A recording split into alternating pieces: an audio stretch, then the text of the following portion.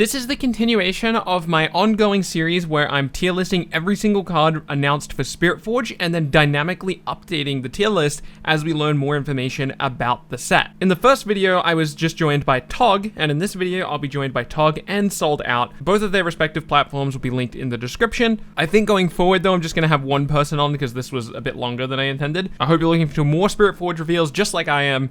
Thank you so much for watching, keep being awesome, and I'll catch you in the next one. Let's start getting into the 17 brand new cards we have. I'm just going to go in order of set number, so we'll end up doing legends and the signatures last. We're going to start with Green Irelia.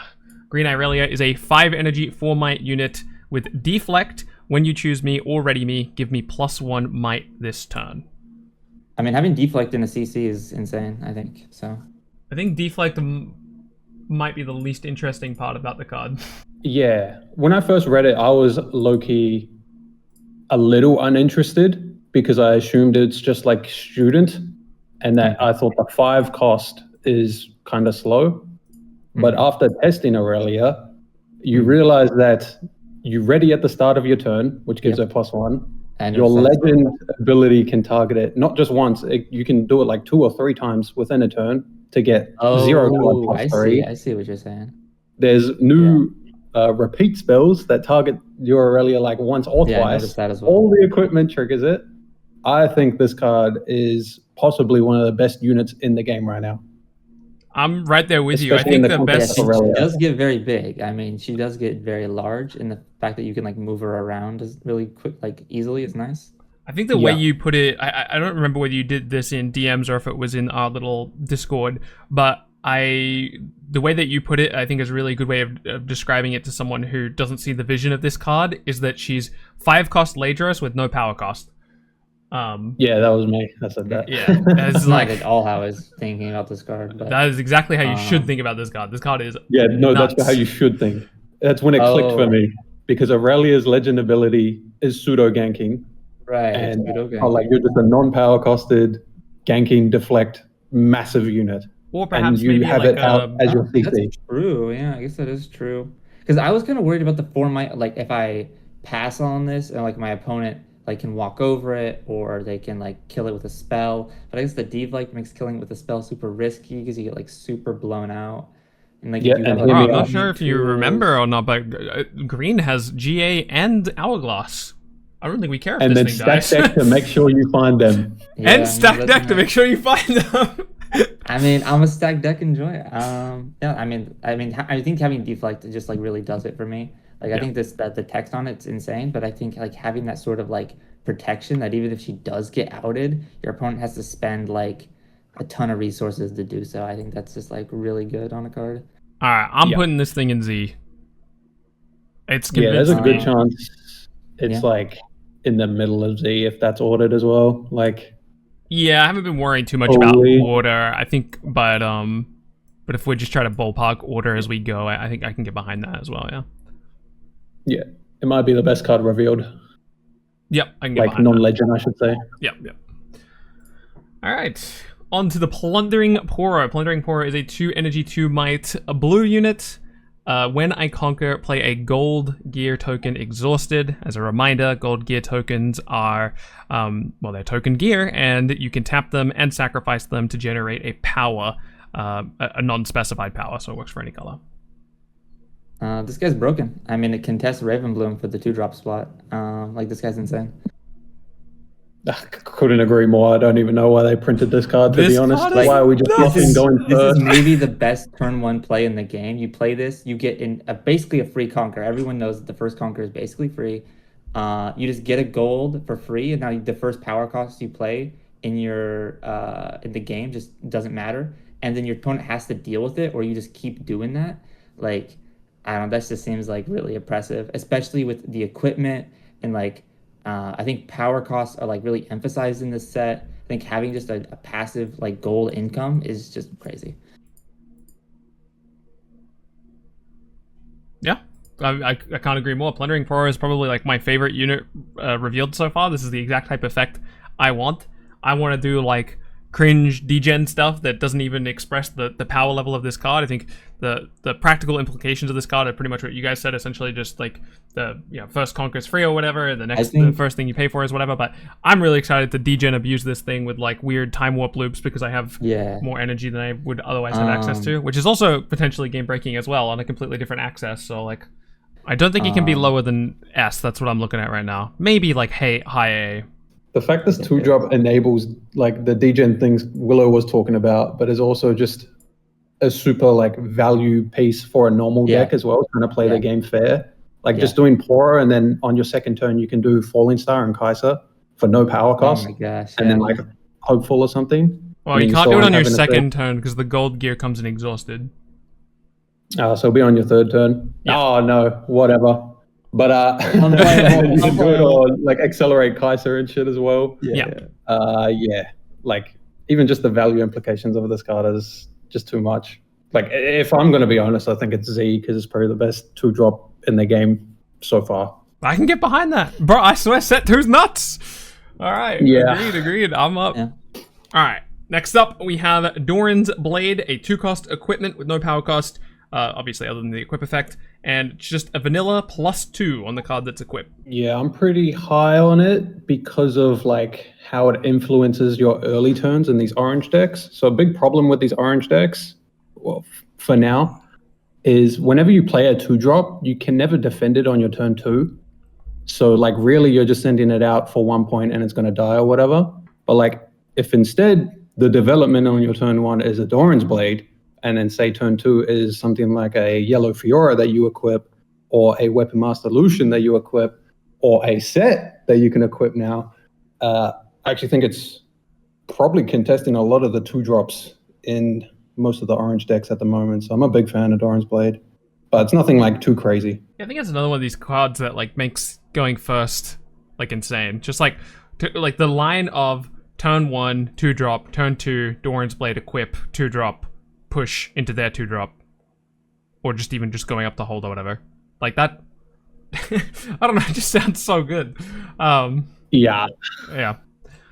I think you're right. Nothing too crazy. I think it has some extra implications for decks like maybe even a Fiora or a Jax, or a Lucian, but also just kind of like a fine card. I want to put it around B. Yeah, I think it's fine. A nice solid B tier. I think it's better than Shield though. Yeah, I don't think the Shield is good unless it's in Azir. Yeah, like exactly. Shield 100% will see play in Azir. Blade can see play in multiple decks. It's just like a whether or not if that's good enough. But like Shield's 100% going in Azir. Like we already know that. Here to help. Oh my god, I love this card. 2 energy, 1 power spell. It's a hidden card with action, so it can be played as an action from hand or reaction from hidden. You may play a unit from your hand to a battlefield you control, reducing its cost by 3. So can I just ask the question, like at face value, like what deck wants this? Like I have a hard time, like with current card pool, kind of figuring out like what you're supposed to do with this card. I would rate it, like I guess it gets you a guy out sooner, but it's just like so many cards to like commit to a battlefield. I think you can just like instantly lose if that like goes wrong. I'm not a fan of this card personally. I think this card is like very bait. I like your take. Really? I was super hyped for the card. Yeah. But then as I started like labbing out the lines and figuring out ideal situations, it's actually pretty hard to get the value out of, especially in the early game. And like I feel like it drops off of a skyscraper as soon as you start seeing it like past like turn 3, turn 4. Obviously there's like some really broken interactions in it though, when you can do like Bryn here, Thundersong, or like in Aurora decks, it's actually not too bad to be able to accelerate out something like a Mind Splitter on their turn. But yeah. That's where I'm at, to be honest. I just think it's so good in Aurora. A lot of Aurora decks hit this position where, especially if they brick on like, I hit all my good units in my hand or whatever. But even outside of that, just all of the units in your hand in Aurora decks are typically like dead cards. It's very rare that you're casting a card from your hand in an Aurora deck, or a unit from your hand in an Aurora deck. And Here to Help is essentially saying, if it's MF Aurora, it's like, oh, this is not always FOF, and now I need to think about that. Or in even in like volley lists, they, you know, if it's an Aurora strat, sure, maybe they have to run an extra brick in there with like the Thundersong thing, but I swear that's good though. I swear you take that downside and you just use the here to help on their turn with the Thundersong and just play like a normal volley Aurora strategy from there. Yeah, I swear just the variability of this card representing, like, you know, I pass to opponent's turn, and if I have like even just like 4 up, or let's say 5, because it makes, you know, you hit the 8 drops there as well. You have 5 up, you hide this card, opponent has to play around you dropping things that have like 8 might when they go for whatever push that they're gonna have to do. Yeah, I like the card a lot, and I've only done a couple playtest games with it, but especially for these Aurora decks that have to run like the orange volley, when that orange volley is in hand, typically that card's literally never getting cast, but you can pretty reliably, assuming Aurora's already down, hide here to help and then pass with 9, and that volley's online for your defense. Yeah, I just have to say, like, I am generally not a fan of playing bad cards to enable other bad cards. And like, there's a lot of situations you just listed, like, oh, we can do Bryn here with it. It's like, okay, let's play a bad card to enable the bad card. It's like, oh, we can play Orange Volley with it, which hope to God that card gets replaced in Aurora decks in set 2. But like, it's one of the better cards they have.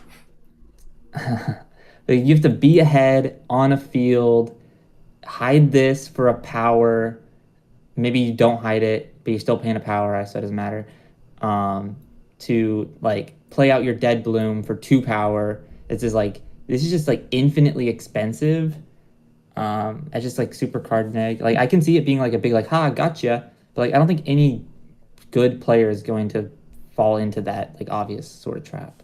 I'm not. That's what I was gonna say. I think I need to verse someone playing this card a little bit more, because when I was trying to lab it myself, like, I was very unimpressed. I thought the downsides outweighed the upsides. This is interesting. We're split. Where do we put it? Yeah. Yeah, I think you guys are missing the mark of it. I'd be surprised if this isn't in Aurora lists after Spiritforged, assuming that those are allowed to exist still. The one thing Aurora doesn't need is more dead cards. So, I mean, I don't know. When you hide the here to help, you're not committed to the unit.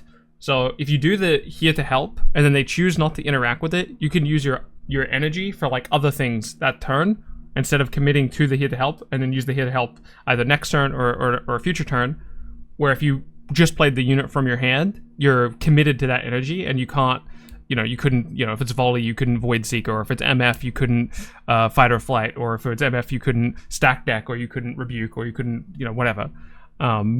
Yeah, that plays into what I was saying. Like, I would only hide it if I can make use of the resources. Oh, I see. But then that means that you need additional cards. Bro, this one's hard. You guys place it somewhere. I don't know. I can't tell. I'm going B because I refuse to put it lower. B, bottom of B. I think B is as high as it could go, so B is fine. All right. We got to an agreement somewhere in there, I think. Dude, it's always the shit cards that are like really hard to place. No, I don't think so. This one's right here, you know? This one's easy to place. This one's easy to place. Oh, this one's actually kind of scary, but, you know, whatever. And honestly, I swear, this girl can go down here, by the way. But Doran's Ring, a 1 energy purple equipment with +1 might, and when I conquer, discard 1, draw 1. This is cool. I mean, now we can talk about Severe. This is like the kind of card you would want to play like in that deck. Unfortunately, there's like no other deck that really wants this card. I mean, it's just like a 1-for-1. You get like the merchant effect, but like, I don't think you need to do that. Like, I don't think 1 might like matters at all. And then like the power cost, like there's no deck that can cheat this power cost in purple. Teacher, pick me, my hands up, yeah, please. Go ahead, dog. Old discard graveyard enabling decks. Love this card. Oh yeah, I guess we just don't have anything like that right now, right? But it's like, if we did have a deck like that, maybe it would be played in there. But like, it's still like a card in your hand, which you would probably want to just be a card that gets like an effect when discarded, or a card that discards a card, or like, I guess this card does discard a card. Okay, fair enough. Yeah, this card makes scrap heap better. Yeah. Obviously, Phoenix isn't very good right now, but like Phoenix Could be and like good. Purple Jinx, these cards are like slowly getting better the more discard outlets we get. And like it's pretty efficient for what it is as a discard outlet. So I'm pretty impressed by this one. I like this one way more than Shield and Blade, but it's for more, It's for or a like more less exotic gameplay style that might not exotic. That's actually the perfect word, yeah. come together. Yeah. I can get Yeah. behind that. I think Doran's Ring, I think the thing that's most interesting to me is the Jinx stuff that people talk about, like the purple Jinx. It's also like, not for nothing, like there's been one cost equipment in Origins that were all horrendous. This is the first like one cost equipment, or I should say one cost gear that I've seen where I'm like, oh, this does something early, as in it has a +1 difference in combat, and equipping it later, the +1 doesn't need to make a difference because the effect might, which is compelling to me as well. So, yeah, I'm happy to I will put note it. that this card does only trigger on Conquer, not on Move. I thought it was on Move. Like this card is like actually way worse than I thought it was. But continue. I'm happy to put it around about middle of the pack of B right now. The second Irelia, Purple Irelia, is a 4-cost 4-might unit that also costs a power. Your spells that choose me cost 1 less energy or 1 less power. So this card, if this card had Deflect, I would low-key want to put it above green.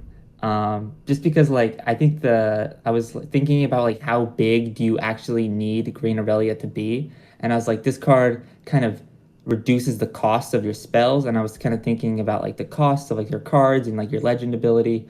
But I've maybe come to the conclusion that like this card costs power, and so it's like the first power you save on a spell didn't really matter, you know? So it's like, and this card is like a lot smaller, doesn't get as big, doesn't have deflect, which like all these kind of compounding factors.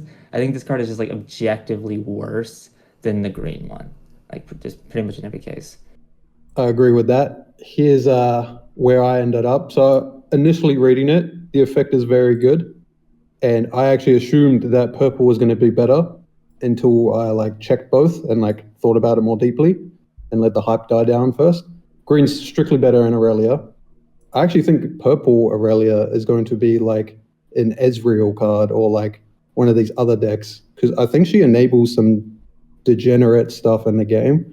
So like as soon as you start to get cards that like similar to Stupefy or something and start being able to draw your whole deck because you're reducing the cost on these spells not to a minimum of 1, yeah, you might be able to just draw your whole deck eventually simply off of Irelia, which is a turn 2 play.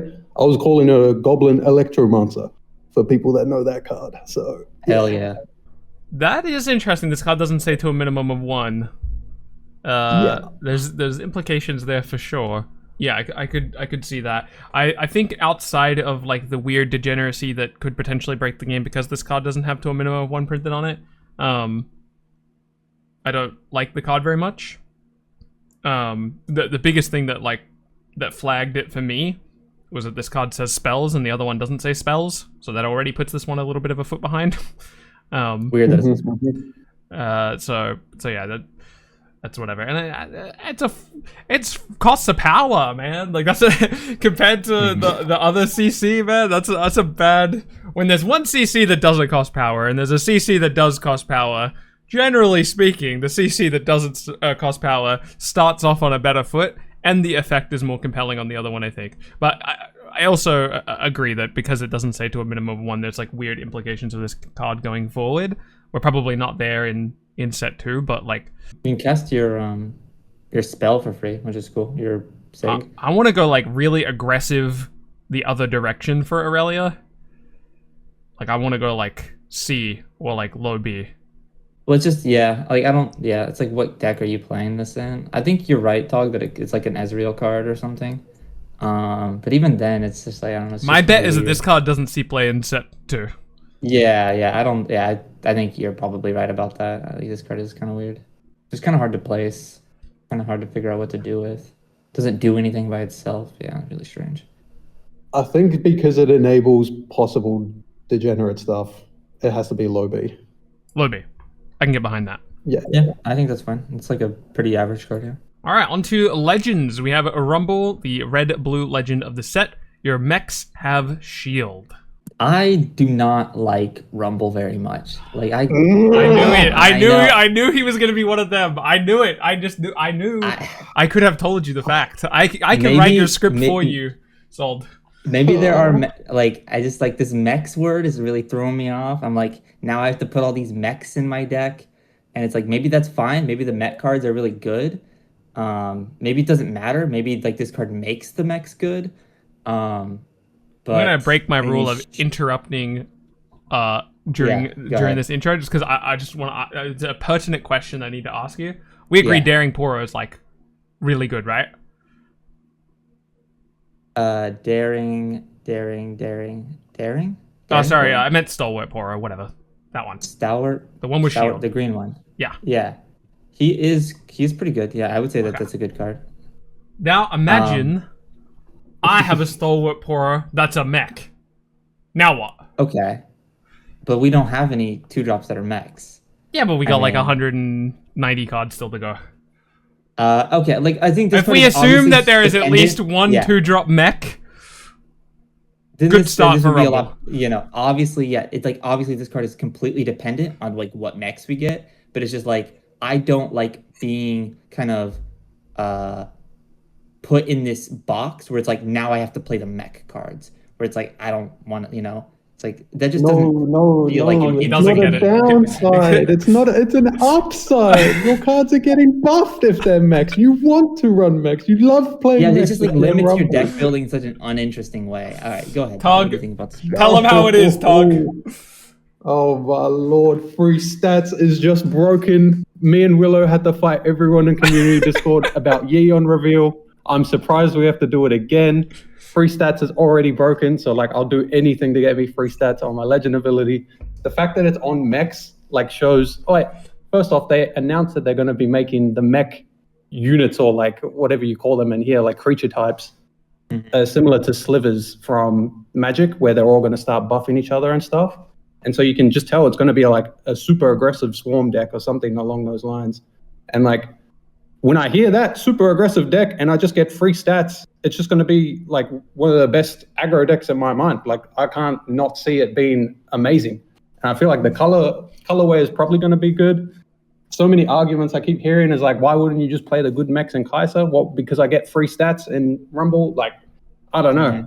Yeah. I feel like there's so much weird hate against this Rumble card. It's like they don't get it, bro. They don't get free stats. I don't know what is so hard to explain about free, bro. It's free. It's not worse than Yi in every way. It's worse than Yi in every way. Oh my god. No, it's not. What if I have 3 mechs on the field? Now it's just strictly better. Oh, you know what? I didn't think about it that. You know what? True. What if you had 3 How do they mechs on the not? field? I don't understand how they don't understand, Tog. I don't understand how they do not understand. Free stats, good. Tog, how often do you put 3? I mean, maybe this like enables a different game plan, but like, how often you shouldn't have said the 3 units on a thing. You battlefield? shouldn't have said the 3 thing. Why did Or you say 2 the 3 units thing? on a battlefield.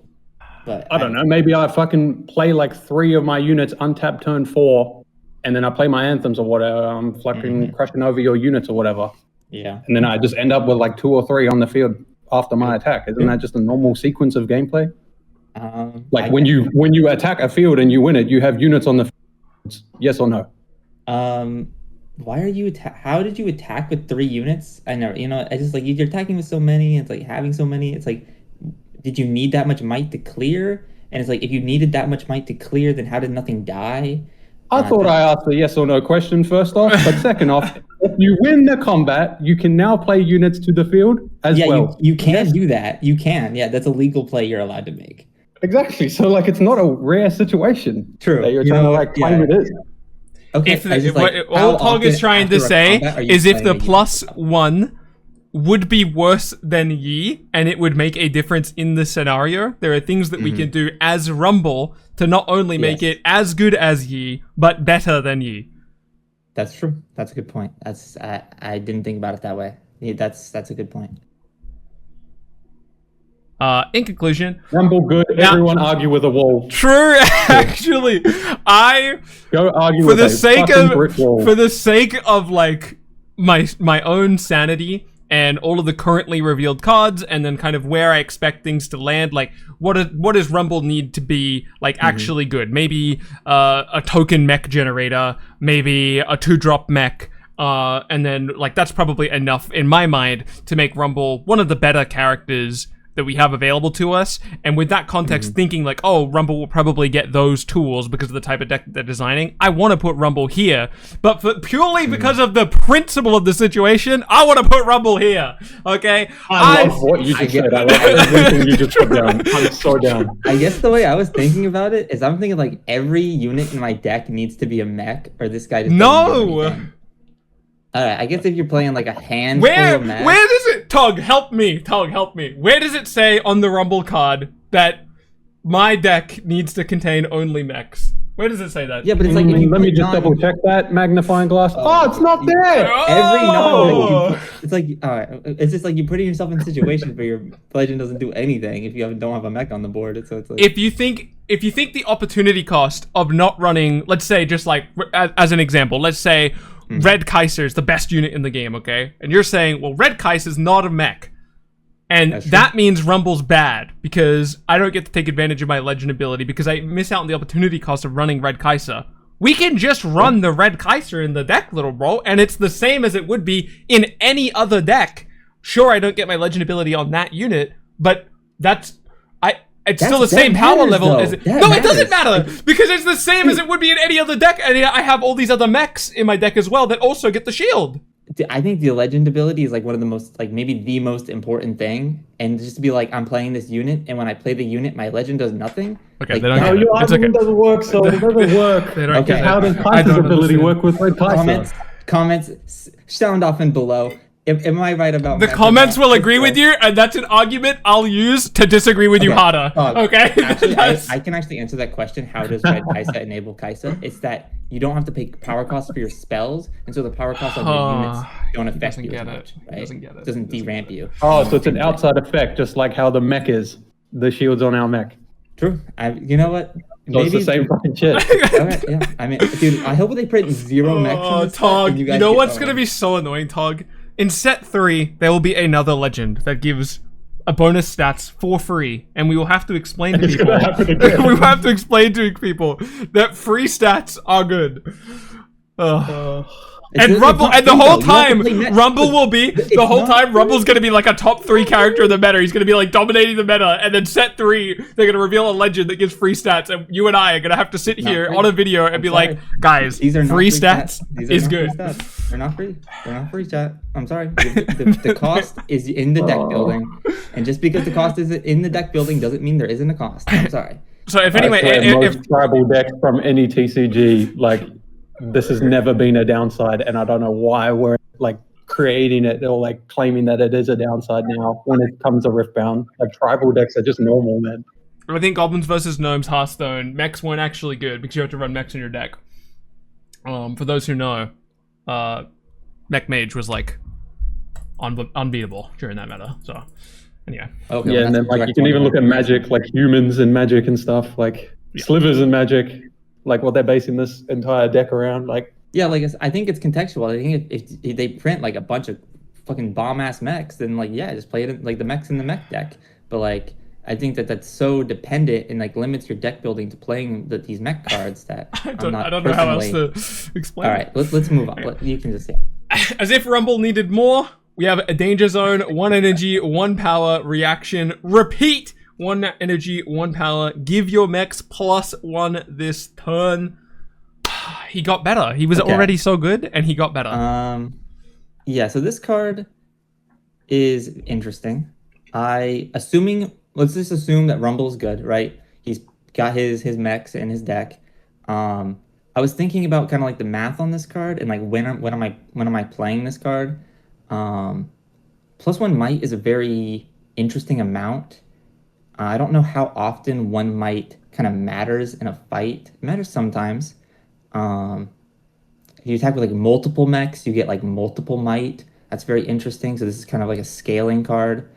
I think this card could be very good if they print, a lot of mechs. But I think this card is directly how good this card is directly proportional to the amount of mechs in your deck. just because like a discipline for 2 power is obviously not very good. So I think you need to be playing a lot of mechs to make this good, but obviously you're going to play mechs in the mech deck, so it could be quite strong. I think it's great on offense. I think it's great on defense. I think your deck will be full of mechs. All you need really is 2 mechs on the board, because it doesn't say like this battlefield or anything. So this can enable double conks. It's like a mini grand strat. The fact that it's cheap, like, sure, the only +1 for 1 mana and 1 power cost is obviously not that great. But if that line ever does come up, that wins you a combat, like, it's insane again. Like, I think it's extremely modal. I think it's great early. I think it's great late. Maybe less so early because of the power cost, and it only ramps up the more out of control your board gets. And yeah, I think this card's insane. I wish there was a better way for me to describe how much I love this repeat keyword, but on this card specifically, and in other repeat keywords or repeat keyword cards, you can kind of think of them. It doesn't exactly work like this, but you can kind of think of them as like stupefy, in the sense that like you do the thing and then you have the option to do another thing. It's just 2 cards basically. Yeah, it's like I think this card's insane. Like, in all the situations where stupefy is making a difference in combat, this card can like do that and then like 100 times better. Yeah. I just think obviously I think the power cost is just the thing that's making me not love this card 100%. There's even just like small situations though, right, where like you win a combat in the like early to mid game, you play another mech to the board and just hold up 2 mana, and you're threatening this. You don't even have to pass it. Like, all of a sudden, all your mechs are getting +3 this turn from the threat of 2 mana up, just with two mechs on the board. Like, I don't know. Like, I think it's just insane. Yeah, I think the threat of this card is actually real. I don't know. Yeah. Half of the danger is like opponent will walk in like to 2 mech losers once with like a Dead Bloom, and then get Danger Zone twice and just get blown out, and then they will never Dead Bloom you ever again while you have 2 up. Yeah. They're just, it's like, I don't want to do that. Leave me alone. This card does enable that kind of stacking strategy that you're saying, like, I win a combat, play a unit to the battlefield. This card enables that, by the way. Just like, it doesn't even need to be. You were the one saying that's not a thing. Well, it's not in current Riftbound. Like, if I'm nailing, it doesn't even need to be a strat. It just needs to be like it doesn't even need to be a main part of your strategy. But it's like, you know, if you're versing a deck that you know you have they have Dead Bloom, well, you can push 2 guys up that threatens a Danger Zone repeat into blowing out the Dead Bloom. You don't even need the Danger Zone. You can just do that, and the opponent kind of has to respect it, right? Or else they just probably lose on the spot. 100%. Yeah. All right, agreed. Where do we want to actually put this card? I want to put it like high A. Yeah, I think this is a valuable card that you will play in the Rumble deck. So, I mean, I don't know what else to say about it. Okay, the fact that Soul wanted to agree to high A makes me want to put it S. I'm going to be honest. That's just that's just like a bad... Yeah, that's what I was about to say. Yeah. I'm comparing it to Spinning-Axe and like whether it's better or not, but it's very close. And I think the fact that it's close, I think you could put it S. I'm in. I'm so in. These are the cards, everything we have on S and above, these cards are going to define set 2. And everything below is like... I can see that. Yeah, everything below is like, they'll be around. Well, I guess until you get to C. They'll be like around, but they won't be shaping the game. Lucian is our Fury Body legend of the set. Your equipment each give Assault. Now, this kind of goes back to the free stats sort of deal. I think at giving Assault on all of your equipment, or all of your, each of your equipment is pretty good. I think you combine that with like your Weapon Master abilities. I think the only situation where this is bad is when you don't have Weapon Master. I think having to pay for, all that power for all those equipment. But I think if you just play a bunch of equipment, play a couple units with Weapon Master, tack in, seems really good with the orange Lucian. Like, I think this is just like an insane combo of just being able to like tack in and retreat and just do that every single turn and just getting extra stats to do that. I think that is very strong. I think this might actually be free stats. Ironically, I was going to make the argument that this is not free stats in the same way that I was about to say that. I think that this is because not of the free Weapon Master stats. keyword, that it might like. I think this might be closer to free stats than the max. How can you believe that? I don't understand how you can believe that. You have to. It's. I don't understand. I'm I don't not gonna understand. assume- Follow now. your own thought train on that, so you'll This come to the cannot be- conclusion that that's wrong.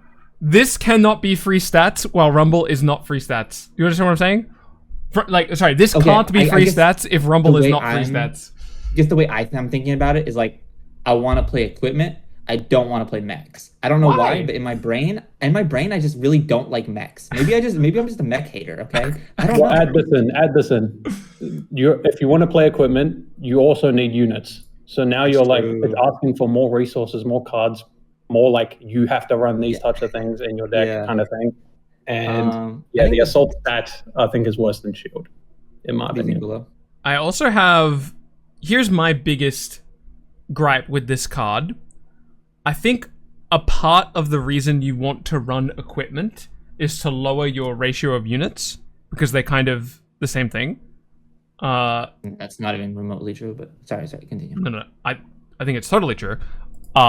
You can run a lower ratio of units when you have more equipment, and Lucian's kind of asking that you have a high ratio of both because you kind of want to go, not wide per se, but like you want to do very specific things with this, and then you want a large number of equipment as well. So it's like the deck list that Lucian ends up with is one that's very difficult for me to envision.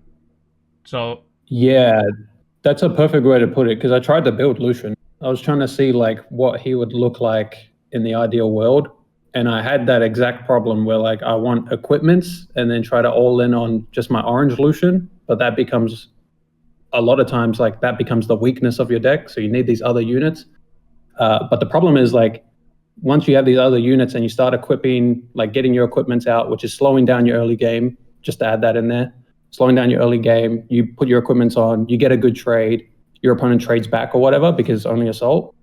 Well, now you start getting like really rune broke as well with the deck in general. So it's kind of weird. I feel like, I wasn't a fan of it.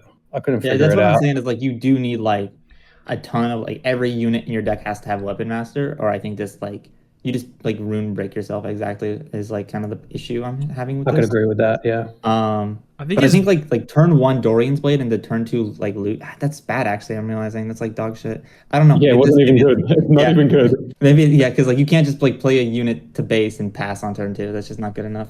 Yeah, I don't know. Maybe this card is maybe it's bait. Maybe it's actually really bad. Yeah, but the precise reason it's bad, in my opinion, is literally because it's not the free stats thing that we talked about before, where it's like there are steps to getting access to these quote-unquote free stats that I don't want to take. I think having your free stats attached to a unit is better than having your free stats attached to equipment. There we go. We got you there. Yeah. We got you there. Yeah. Well done. Well done. All right. I still. With that still hate said, Max. I refuse to believe that he's somehow worse than Sivir. Okay, so I feel like he Can needs we to be just move like. to a bit of D? True, get her down. Sivir Okay, hater. based. I can't wait for Sivir I to did. come for I did Sivir. actually earlier today find something that was kind of compelling to me about Sivir, which is that when you hit Nocturne on opponent's turn with stacked deck, you immediately get the treasure ready on your turn. Just saying.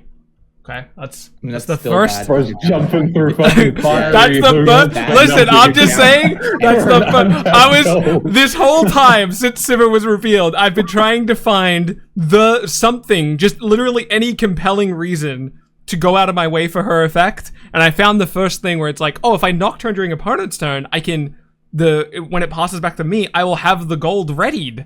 That's kind of cool. Yeah, my thing I found with her was like the double power costed units start to snowball on each other, and then like you can actually cast them and get runes and keep ramping after playing them. Like, and she has really good ones like Mind Splitter into Dead Bloom into blah blah blah, and like you started off with a Snapvine, for example. But like, you could even do. It's just not a game winning strat. Is the thing. You could even do like lower cost ones as well, like Kraken Hunter. Yeah.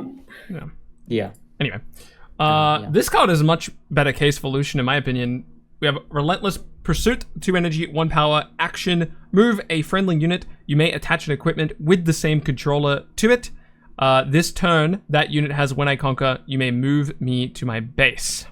Dude, I'm sorry. This card fucks. This might be like the best signature spell they've ever printed. This card is this is Ride the Wind on crack. This is Ride the Wind, but you get a free equipment attach, and it like flashes itself when you conquer. This is like literally the best card in the game. Like this card is unbelievable. Yeah, I'm so happy that any player understands. Obviously, I understand because like I probably learned the any factors from Ride the Wind on your opponent's turn from you. And then like when I read this card, I was like, holy fuck, this just like completely fixed Ride the Wind's problems in a card that like you can still play on offense. And it has extra upsides with the equipment. I was like, holy, like this card's insane. Actually insane. Yeah, I think this is like actually a really good expression of how Riot perceives the value of being a signature. Like if you directly compare this card to Ride the Wind and how much more this card is doing, it's kind of interesting to see that's how much they value signature versus non-signature. But also 2 additional upsides. Would you say that? Yeah, it's like 2 additional upsides. Noted. Or you could like evaluate it from like a 2 additional. There is a upsides. couple nombos with this card that I'm noticing. The first nombo is that you move it, so if your opponent moves into a battlefield and you play this like you would Ride the Wind to like conquer on their turn, you're the defender, so you don't actually get the assault from your equipment, which is kind of weird. I don't know. Seems like a nombo. Maybe this card was designed before that was the case. And then also you can attach an equipment. They want you to use this card on your turn. Yeah, but like that's the defensive. Using this on opponent's turn is going to be, like that's the downside of doing it, is that you won't access all those offensive things. I don't think you're gonna like personally. If I'm playing this card, like this is the kind of card you want to use on your opponent's turn. I think you can use it on your turn, obviously. I think there are going to be a lot of use cases for that, but like this is the kind of card you want to use on your opponent's turn because like using that action keyword, scoring like free points basically. It's like the same reason why Ride the Wind is good, but also you can attach an equipment to it. I think that's really insane text to put on a card, but slight nombo because like in this deck we kind of talked about you want to play like a bunch of weapon master guys. And I mean, you can have 2 equipments on a guy, right? But it's like, if I have 1 equipment and I play this and it's already equipped, it's like, it doesn't really do anything. But that's a less so. The main thing was just that, like, you move it and you don't get the assault. But you can attach an equipment, like let's say you have Unit A with equipment A on it and Unit B with equipment B on it. You can Relentless Pursuit Unit A, move it to the battlefield, and take the equipment from Unit B and put it on Unit A to make a difference in the combat. Yeah. No, I'm that's completely fine. That's like obviously that's 100%. I'm just saying like if you only have like 1 equipment and like 1 guy is like what I'm saying is like sure. But like that's obviously kind of like an early game kind of niche scenario where you're like I was saying when I was testing this, the nombo part that you were talking about was something that I was like I wanted to check as well. It was like a big reason I wanted to test some early Lucian builds, but it's actually weirdly benefits you because you go back to your base after you conquer. And so, like, you get to catch up on your points when you do this defensive. Yeah, and, like, your opponent's kind of pressured into going onto the field to make sure they don't, like, fall behind on points against you. And now the assault comes in. So, like, it kind of... It reads like it's a nombo, but it's not the biggest nombo. I only just perceived... I'm going to be 100% with you. I only just perceived that it's when I conquer, you may move me to my base. In my mind... I had read that and then plugged in you may ready me instead of you may move me to your base. Moving to your base is actually functional during opponent's turns. That is like way... Yeah, that's what I'm saying. Yeah, I was already on like this card belongs like here, but with that additional context, I want it like... This is the best card in the game. I want it like here. This is the single best card. Well, it does come with the downside of having to play Lucian, which we have at B, so it can't be up here. I guess that's true. Yeah, I'm sorry. I'm just reading the text and I'm just like, this card is so good. This card is so fucking good. This card is. Yeah, if there's a reason that Lucian's playable, it would be because of this card. Yeah, and I do suspect, like, obviously, again, I was testing it way early. Don't blame me, but like, I do suspect Lucian might become one of those heroes where it's like, did I draw enough of my X card, and the X card is Relentless Pursuit. Yeah, it's Leona. Yeah, I could see like that. Zenith Blade kind of thing. And, you know, if context changes, that's a part of the whole reason of doing this kind of living tier list throughout the reveal season, is that we can move these things as we get more reveals. So if, like, Red Lucian's crazy or whatever, we can, you know, we can adjust as we go. So much. This card is so good. Yeah. Lucian looks fun for whatever it's worth. Like, everything he's got going on is pretty cool. All right, Rek'Sai. I think there's going to be some divided opinions in here. Lots of people very excited about this card. Red, yellow, Rek'Sai, Void Borrower. When you conquer, you may exhaust me to reveal the top 2 cards of your main deck. You may play 1 and then recycle the rest. Okay, so this card is very interesting. You kind of get free card advantage when you conquer. The problem I have with this card, and the reason I don't like this card, I think this card is like way worse than maybe one of the worst legends. The card advantage is super conditional. You have to play the card immediately as you reveal it, and you don't know what the card is. So like if I walk in an attack and I reveal 2 cards and I'm like, I can't play either of these cards this turn, or these cards don't do anything right this second, then I just like recycle 2 cards, and you know, like the floor on this is like abysmal. The floor on this card is like conquer, do nothing. The fact that you have to exhaust it and then reveal, so you can't like look at the cards, decide you don't want them, and then like conquer again and then maybe look again. The fact that it's just like it's so awkward, so conditional on conquering. I just think this card is like genuinely like this legend is just do nothing most of the time, I think. Yeah, I think that's the reasonable take that most people have around Rek'Sai. But most of the downsides and problems that come with this legend that people perceive as like going to be the big problem are all fixed in deck building, and like literally just your ratios in your deck. Say the exact same thing. Yeah, you can pretty much fix all of that, and just like don't run these cards that are going to brick you on turn 1. Like if you reveal them off top, you just put higher value on cards that are like units or equipment pieces, and then that way you just get to draw an extra card every turn from like turn 1. I think Rek'Sai is pretty insane. I think it's Jinx done right, if anything. Oh, that is a really cool way of putting Rek'Sai, actually. Yeah. Also, having access to yellow, even as something as simple as like, you know, we've all seen the line with Victor where you move up a recruit and then you cast Cull, you got your point and you kill the recruit that's on the thing. You can do a version of this with Rek'Sai. You move up with like a unit you're fine with losing, cast Cull from the top. I like that line, looks pretty cool to me as well. Just, yeah, I don't know. I just think that it's difficult to envision the deck because she's demanding like, hey, you need to build your deck around this effect. It's like mandatory, and we don't have the full puzzle yet. But I think that this is off to a good start, and it could be like anywhere between it could be like anywhere between S and like D. I don't think this is ever cracking like the top of the game, but I think it's never probably too insane. Yeah. Yeah, I think the conditional nature of it is just I don't know. I'm not loving it. Not loving it. And like the amount of value it gives you, I don't know. I think like at best this is a +1.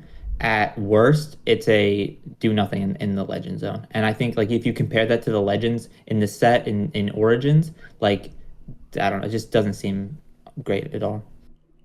I mean, at best it's a +8. At best, it's a plus. I guess +7. True. I mean, technically. Yeah, true. Technically, that's true. Technically, on average, it's going to be like +3, +4. But I also just do see it as one of these cards that's going to be like, when they don't brick on the effect and you do just drown against your opponent Rek'Sai, it's going to feel a lot like when you're versing Hook Darius and like you just had no say in the game. They just like started popping the fuck off. I think it's one of these color combos effects where it's just like they can run so much removal, and getting that removal from a conquer effect is like pretty disgusting.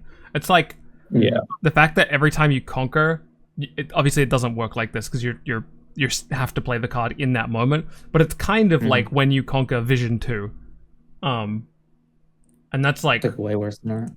Well, it's if you built your deck in such a way that you're accounting for this effect, you can kind of play it like that. Yeah. That's maybe true. Wait, we might need to move that Renata down. But yeah, I mean, you put her there before I hopped Renata, in there. I think Renata's like low. Renata logic that we gave earlier is that she can literally be anywhere contextually, and so it's hard to place her anywhere. So we just threw her in the middle. I think that like she just kind of does nothing for most of the game is the problem. No. Like, She might break time warp is the problem though. yeah, I could see that. She is like, she is so close to breaking time warp on her own. Like, I swear she needs like one, like, about it. I'm so confident about this Renata Glass card. She is like 1 or 2 cards away from like absolutely breaking how we perceive Riftbound. Void Rush is a 2 energy, 1 power signature spell. Reveal the top 2 cards of your main deck. You may play one of them, reducing its cost by 2. Draw any you did not play this way. This card's like not terrible. I mean, like it is just a draw 2, right? For 2 and a power. I mean, that's not terrible rate. You do kind of, are you kind of doing this like reveal thing with the Rek'Sai Legend? I assume there's going to be like something with the CC that enables this further.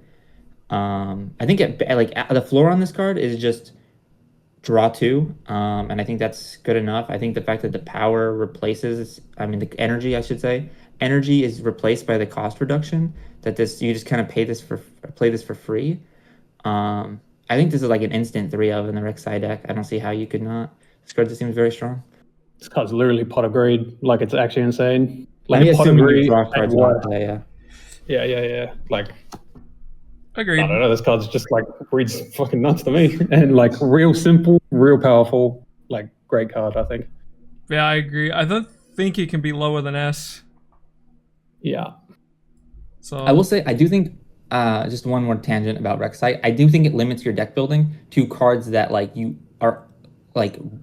This limits your deck building myth that you have in your mind about all of these legend abilities is not a real thing. It does limit your deck building because you have to play cards that you reveal and you go, okay, I can play this to the board, or like this card is good in 90% of situations that aren't conditional on certain things being true, that aren't conditional on my opponent having units or on a battlefield.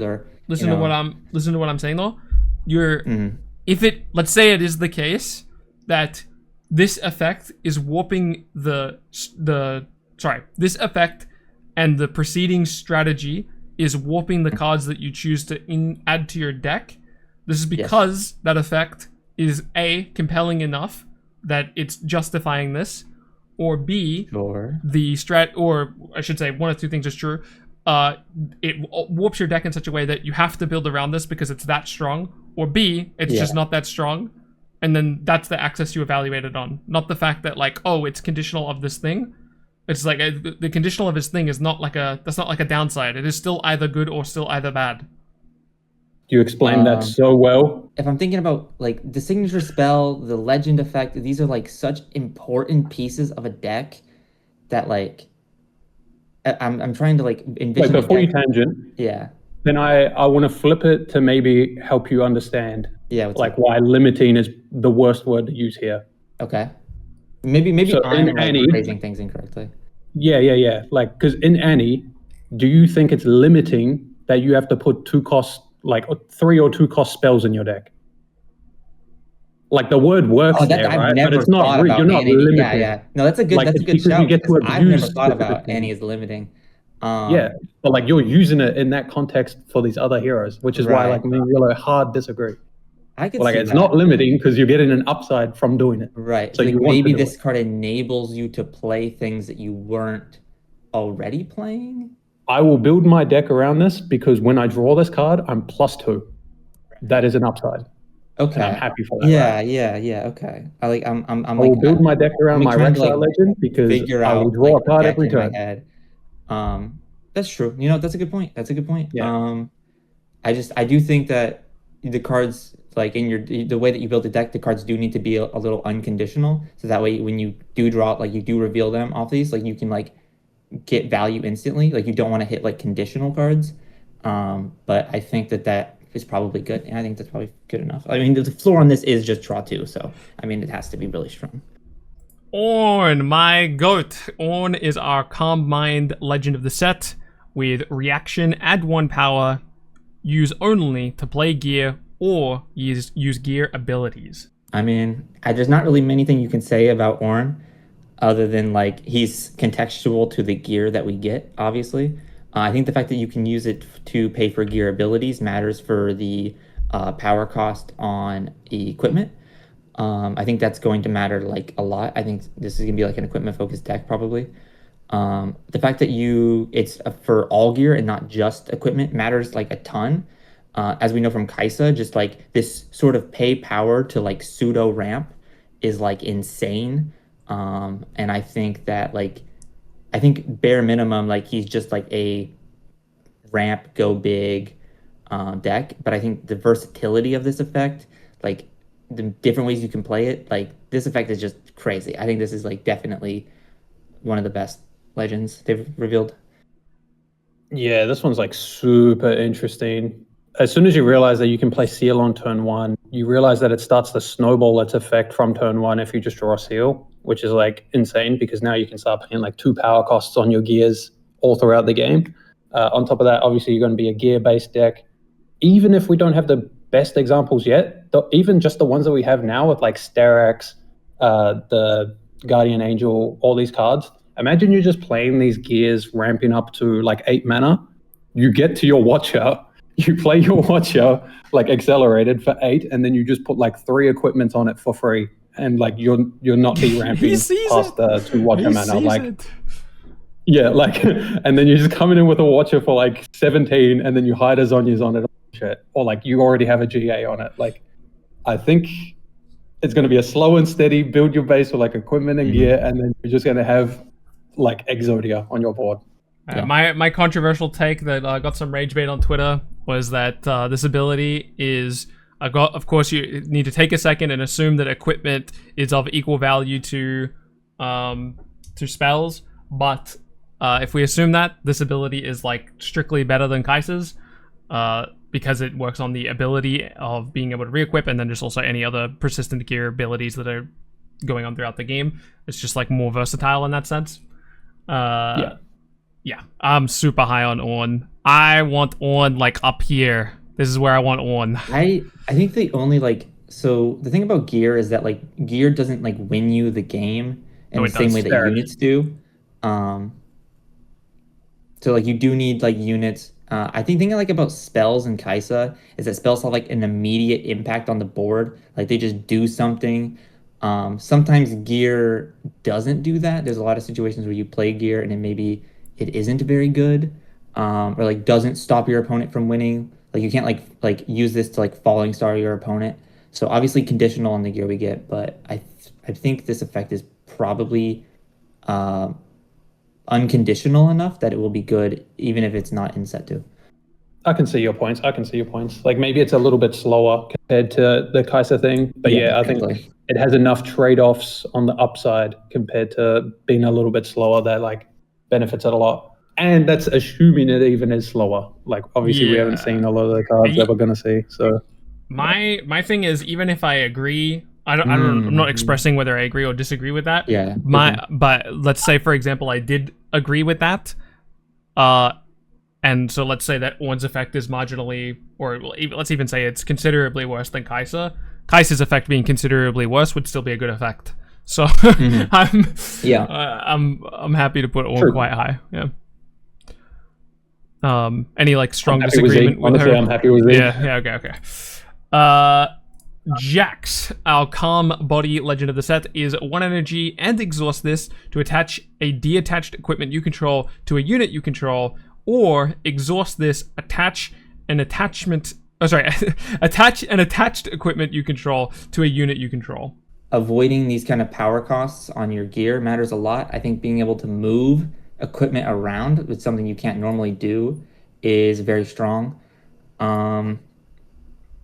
Obviously completely dependent on the equipment we get. A little weird that they printed this in the same set as Ornn, which kind of does the same thing, but not really. I guess this is like more equipment focused, which kind of puts them in the position where I want to say this is like better than Ornn, at least in set 2, because I think this like kind of has like a clear like game plan where it's just like this is what it does, and like the fact that it doesn't, but maybe it's actually worse because you still have to pay the power cost to play the equipment, which actually seems terrible now that I'm thinking about it. Like you can't play Sterak's in this, right? So any equipment that has a power cost is just like worse. and both effects are attached or to exhaust. You have to do to both effects. You can't do both in one turn.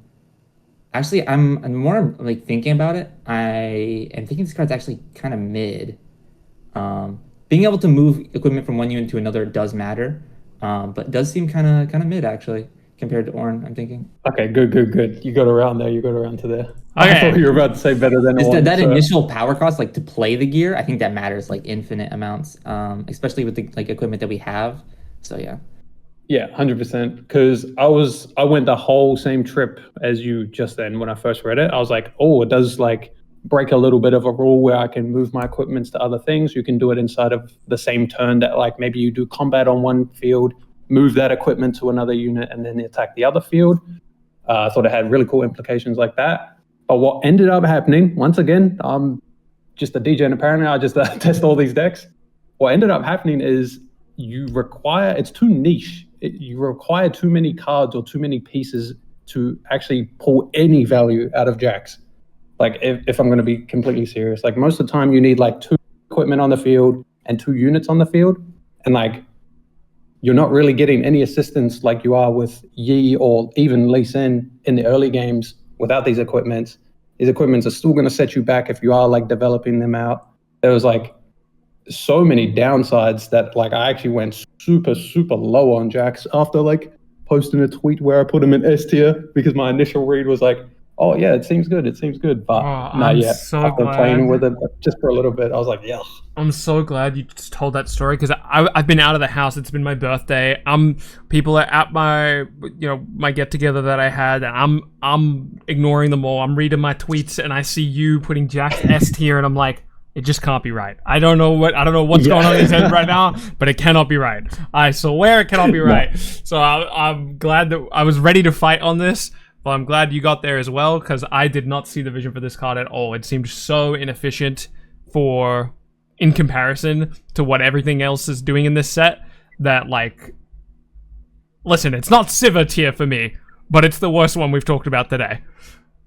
Oof. Wait, I think it might be Sivir tier. Okay. Yeah, I like play one game of this guy, and you realize you have no legend effect.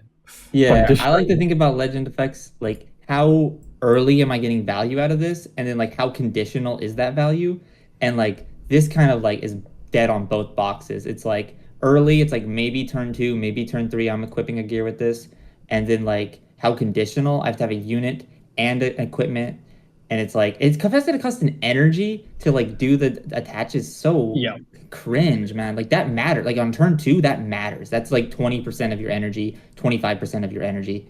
That is a big investment on turn 2. So I don't know. What could even help him? Like I was gonna say, like, oh yeah, I don't even know what can help him. I was trying to think. They're like, gonna give his ass Weapon Master, and no, I'm sure he'll have some. Weapon Master sounds like not the thing you want on this card, right? Because it makes your legend ability even more AFK. It's not gonna do anything. Yeah. Okay. I think I envision something for him. Like I'm pretty sure like his CC or his signature needs to be something degenerate where like when it enters the battlefield, like play an equipment from your hand or something along those lines. Like something that goes hard, yeah. Some way to cheat equipment into play. Now we're talking. Yeah. And then like the other one is when I attack, equip something from your hand. I'm down. Yep. We're on it, chat. I see it. The vision.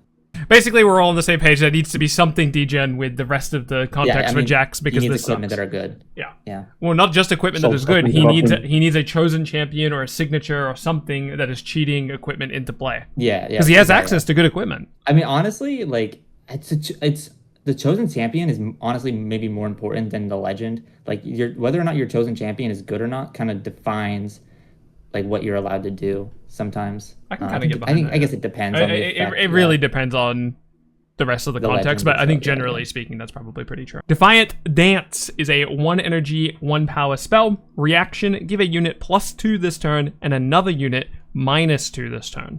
It is Irelia's signature spell. This card is a 1 mana 4 might swing. I mean, excuse me.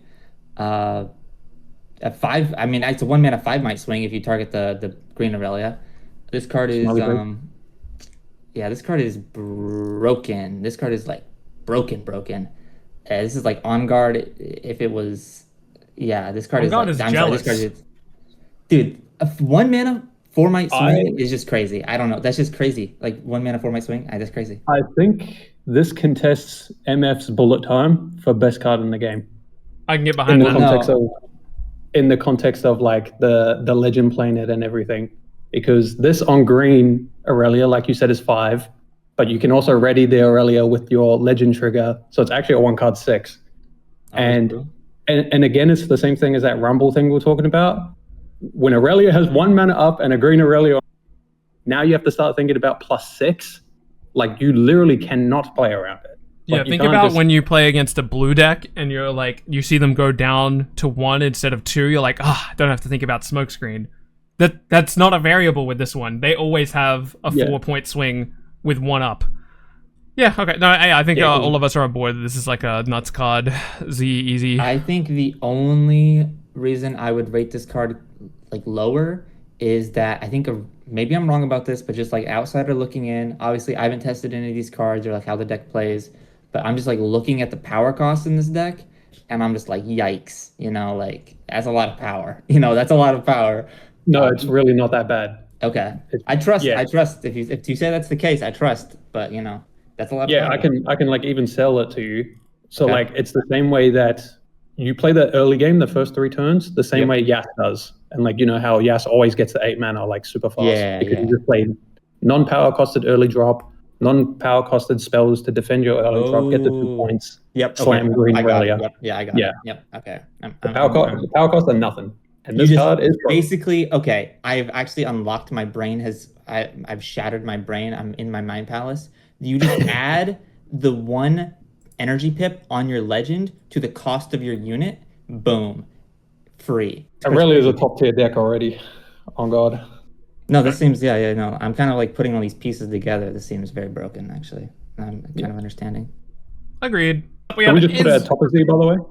I'm right now. I'm just doing a thing where it's like the legends are always the leftmost thing on their tier. Yeah, well, it's the best. It's like that. There. Okay. Yeah, 1 mana 5 might swing. All right, Ezreal is a Mind Chaos legend with reaction draw 1. Use only if you've chosen, enemy units and or gear twice this turn with spells or unit abilities. So this card is very odd. The fact that it says unit abilities and not just abilities means this guy doesn't synergize with equipment for some reason, even though that's like the main theme of the set.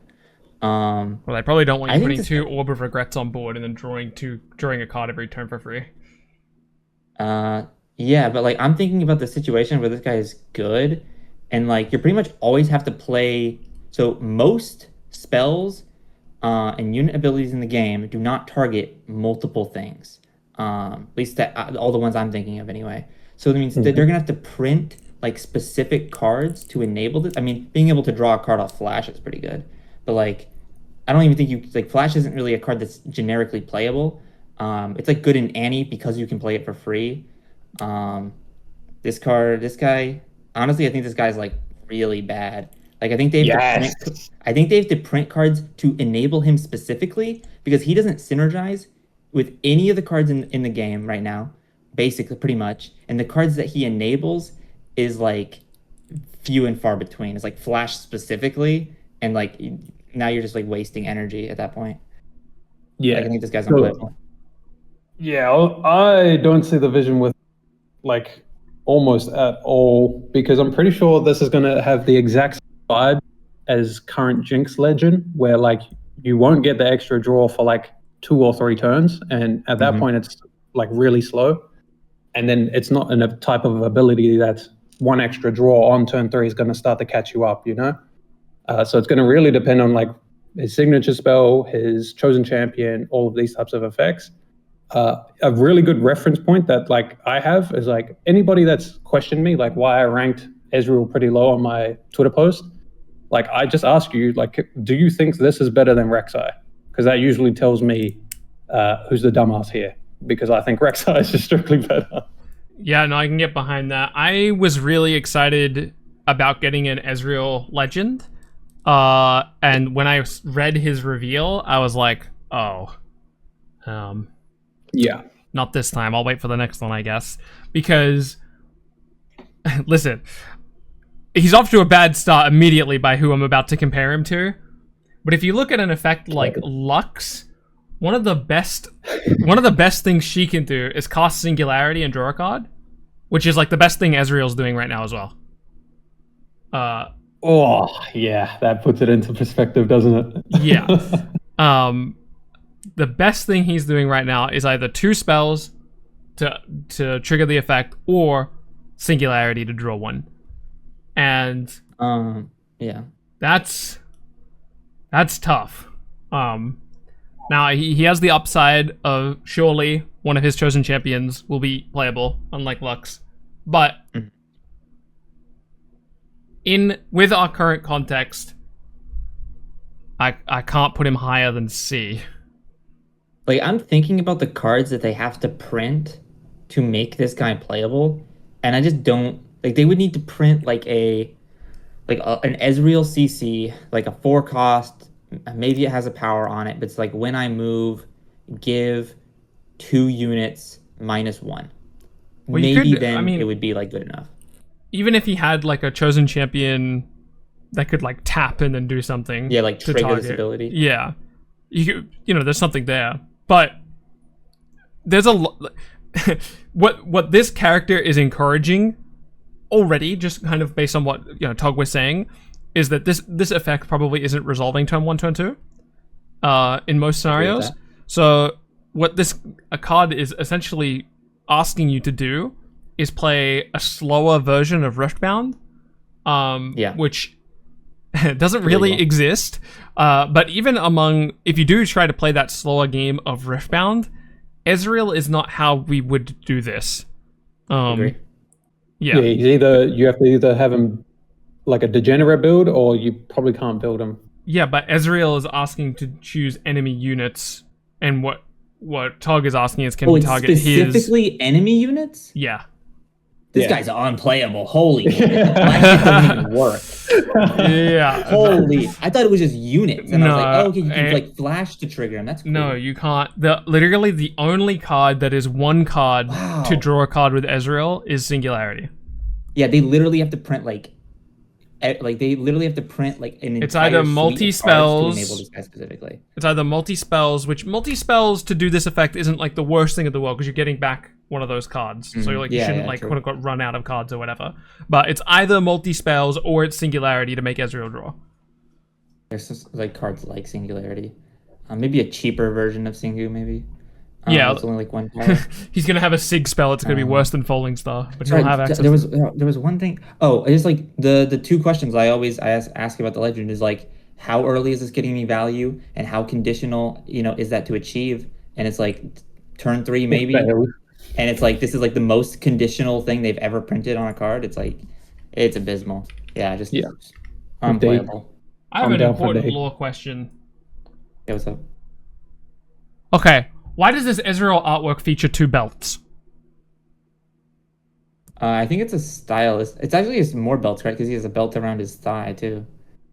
There's too many belts here. Belts. Yeah, maybe he just really likes belts. Maybe he's just... Belt enjoyer Ezreal. Yeah, it's like a fashion statement, maybe. Okay, well, I want to put him like... Okay, hear me out. Yes. No, literally, he's unplayable. Like, as with his currently stands, this dude is unplayable. Yeah. Just I'm down. I like that. Wait, by the way, the more I think about it, I think Lucian should come down 1. Whoa, I don't think he should. I think his spell is just so fucking insane that you can't move him down. But the spell is individually good. Yeah, but you can only play, like, I would play this spell. I would play Lucian. I think once we've got all the cards, maybe we can reposition legends contextually, but I don't want to do that now. I think we just put the legends where they are based on their own ability. And the final card we'll be going over today is Fiora, our body order legend of the set. When one of your units becomes mighty, you may exhaust me to channel 1 rune exhausted. Okay, this card is very hard to place, very unimpressive, not very flashy. pretty sure it power creeps volley like kind of 1-to-1. I could be wrong about that. I don't know if a mighty unit entering the board is No. considered to have become mighty. Nope. Not? Nope. Okay, well then it might actually just be worse than volley. That's cool. There's like one situation where I see this card being playable, and it's like a CC that like maybe like an orange set type card that like triggers it every turn. And I think if she doesn't get exactly that, where she can do it like every turn for free, I think this is like maybe the closest thing to a nothing card that they have ever printed. Like actual just like blank card. I don't know. Just unplayable. So if I didn't do test games against Fiora today, I would have just yelled to put her at the bottom of D. But there's low key, there's like, it's more impressive than what you think, because you can actually trigger the effect in a lot of interesting ways. Like Call to Glory on your 2-drops works. Shield effects like with Shen or even with Fortified Position works. Yeah. Your equipment buffing your Fiora from your champion zone, the yellow Fiora, that's going to work. Walking your Fiora onto Trifarian War Camp, that's going to work. Like, it's very often that you get to 12 runes super fast, but the problem right now is the card pool doesn't really give you a win con from that at the moment. So yeah, we're kind of in a waiting room to see what they print for these 2 colors.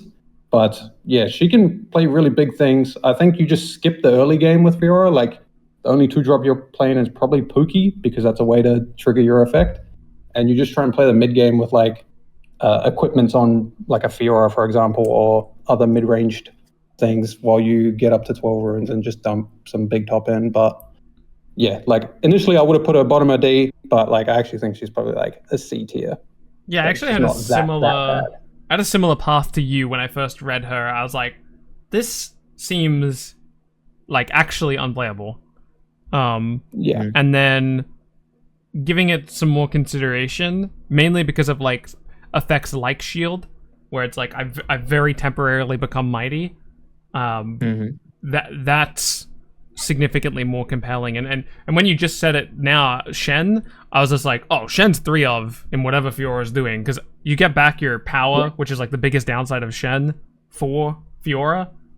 And that's a good start, to be honest.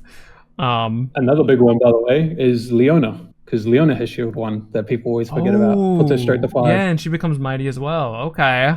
Yeah. Hold on. I think the shield bit is like, I mean, the 2 questions I'm always asking: how early is this getting me value, and how conditional is that value?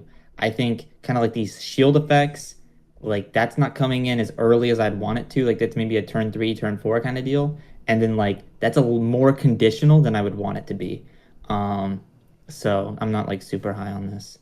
And the amount, like the value that you're getting is 1 exhausted rune, so it's like Jesus. I think going second, this can happen turn 2, and then every turn going forward. And going first, this can happen turn 3, and every turn going forward. Yeah, I think that's the best way to put it. Is like it will trigger every turn. Besides turn 1. Like that's really what she's like, and the shield effects do trigger it, and like that's somewhat consistent. But like really, what she needs is a consistent way that like threatens to do it every turn without. I think Tog nailed it. I think that the biggest piece she is missing is some reason to be ramping up. I don't know what that is. But, she's in orange. You know, I figured it out, by the way. What's up? She is probably the best Divine Judgment deck. I can see it. Yeah. You do. I can see that. Wait, how many runes do you end up with if you just play? Wait, you can set Brawler on curve Divine Judgment next turn. Yep. No, I don't think it's ever set Brawler. Like I think she needs a CC that triggers the ability. Like yeah, sure, whatever. I'm just saying that she can pay a power cost with something that costs 6 or less on turn 3, and then not break their judgment for turn 4. Sure, yes. That's fair. Oh, that's compelling. Okay, well, I don't want to put her higher than A, but I don't want to put her lower than B. I like B. I was actually going to say, I don't actually think she's C. Yeah. When you actually lay down everything. I think she has like... Yeah. I think she has like a game plan. I think that she's, kind of flexible with what she's allowed to do or how you're allowed to play her, which I'm always a fan of. I think she's just she's not very flashy. She's just kind of like, she just does one rune exhausted is, But you just this gotta one rune figure out how to exhausted take advantage of that. is I think we just talked about how we break it, to be honest. I think it's nice that we can set these things JD. up, and then we do have a compelling reason to do it, which is the judgment on curve while still being able to Judgment on spend curve, power 100%. on turn 1, 2, 3. Well, probably not 1, but Yeah, I don't think it's a power on 1, 2, and 3, but like, yeah, you do have like a game plan. I just like, honestly, I just for me, I need a CC that enables it. Like, I just need a CC that enables it personally. If you don't think yellow Fiora is like nuts on a divine judgment, you're missing a key crucial thing here. yeah, agreed. Just like, okay, that doesn't do anything by itself, right? It's like, for yellow Fiora, or the current Fiora that we have, you need like her plus something, right? It's never just like her by herself is good enough. I don't know. And you put yourself on 2 cards. Bro even- only sees it as ourselves putting on 2 cards. What about our opponents getting down all the way down on all of this? Yeah, like, And that's buffed, our but, double like, equipped Fiora. the world where I'm seeing where this is like actually competitive is you have a CC that's left over after the judgment that continues to trigger your thing individually, or triggers your legend individually without having to require to draw into cards that make her mighty. Shen? Yeah, Leona? Shen is good. Didn't we name a lot? That I think you're just arguing to conditional on, argue, like, mate. they're like conditional on combat. I don't want a card that's conditional on being a defender. I want a card that is unconditional. Like, I don't know. So, any crazy repositioning we want to do before we close things out, before the next big set drop of new Riftbound cards? Lucian down. Lucian down? Okay, but think Siva's Lucian got to go Legend- down again. Yeah. Okay, I can get behind that. I'm not going to argue for Siva staying up at all. Man, how is Siva not the worst legend, bro? When we first read her effect, I'm like, she's got to be the worst. And then we got these two, man. Yeah, it's crazy. They print 2 worse.